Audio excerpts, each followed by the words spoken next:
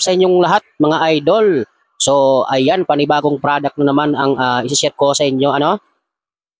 So panibagong items na naman po ang ibubudol ko sa inyo mga idol. So ayan, buksan na po natin kung legit nga ba itong ating in-order. So ayan, ito po yung packaging niya, no? So buksan na po natin. Bali, ang in-order ko nga pala ay mini heat gun, ano? So ayan, so gagamitin natin ito sa ating mga DIY project. So ayan. So ito nga pala yung ating ibang in-order na. So ito po ang tawag ko dito ay metal carving knife. So ayan. Tignan natin kung legit. Buksan po natin. So bali natanggal, no? So ayan. So magagamit natin ito sa ating mga DIY project. Saan ba siya? So ayan.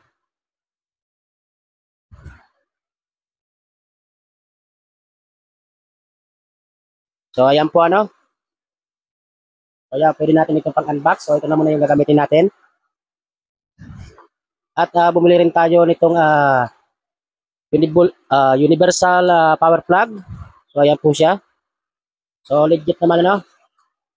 So ayan. So at ito na po yung ating hot air gun, ano? Hot air gun heat blower. So tignan natin kung legit. So buksan po natin. So ayan. So ito po siya. So bali mura lang po natin nabili ito, ano? So bali nasa 142 pesos lang po ito. So ayan.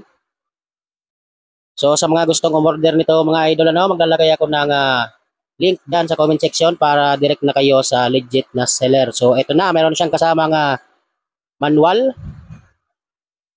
So ito po siya, no, hot air gun 220 volts, 50 Hz, 300 watts. So ayan, so tetestingin natin kung legit nga ba ito, ano.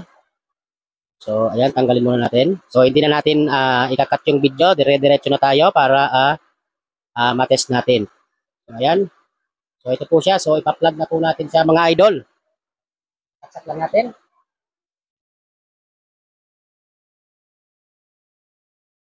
So ayan, nakasaksak na. So ang gagawin natin ay i-on po natin, ano.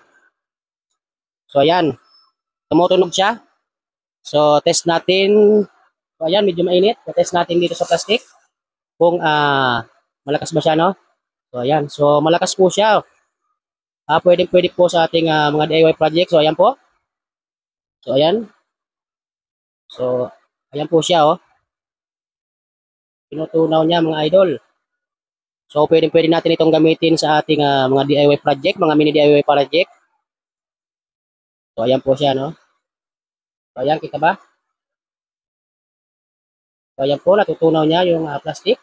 So pwede na po mga idol sa presyo niya na 142 pesos. Ayan, patayin natin. So ayan po yung resulta, no.